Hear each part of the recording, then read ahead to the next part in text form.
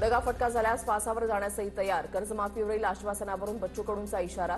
सरकारचा पैसा शेतकऱ्याकडे जात नाही तोवर आंदोलन संपणार नाही, कडूंची भूमिका.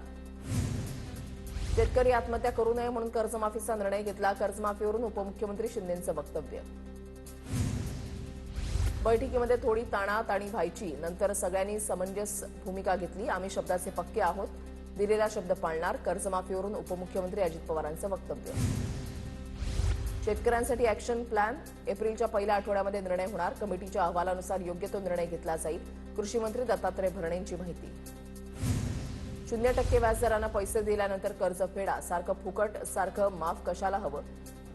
अजित पवारांचं मोठं विधान. आम्हाला निवडून यायचं होतं म्हणून बोललो. अजितदादांच्या विधानामुळे वादाची शक्यता.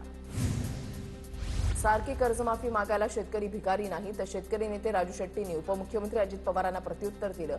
तर मालाला उत्पादन खर्चापेक्षा जास्त भाव मिळेल असं धोरण ठरवा, राजू शेट्टींचा सल्ला. तुम्ही अवमानास्पद बोलत असाल तर शेतकऱ्यांनी स्पष्ट भूमिका घेतली पाहिजे. शेतकऱ्यांनी त्यांचे उमेदवार पाडले पाहिजेत. शेतकऱ्यांची धास्ती निर्माण झाली पाहिजे. अजित पवारांच्या वक्तव्यावर मनोज जरांगेंची टीका. सरकारच्या उदासीन धोरणामुळे शेतकऱ्यांचा खर्च निघत नसेल तर कर्ज फेडायचं तरी कसं? निवडणुका होत्या म्हणून आश्वासन दिलं. अजित पवारांचं वक्तव्य निंदाजनक आणि खिल्ली उडवणारं. रोहित पवारांकडून ट्विट करत टीका.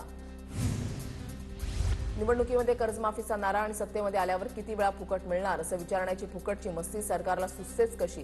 विजय वडेट्टीवारांची अजित पवारांवर ट्विट करत टीका. काँग्रेस प्रदेशाध्यक्ष हर्षवर्धन सपकाळांवर पाळत ठेवण्याचा प्रयत्न. सपकाळ मुंबईतील विनोबा भावेंच्या आश्रमात राहत असलेल्या खोलीची पोलिसांकडून पाहणी. काँग्रेसचा आरोप. माझा राजकीय चोऱ्या करण्याचा धंदा नाही. मीच 5-6 वर्षांपासून खडसेंच्या सीडीची, पेनड्राईव्हची वाट पाहतोय. खडसेंच्या घरी झालेल्या चोरीच्या घटनेवर महाजनांची मिश्कील प्रतिक्रिया.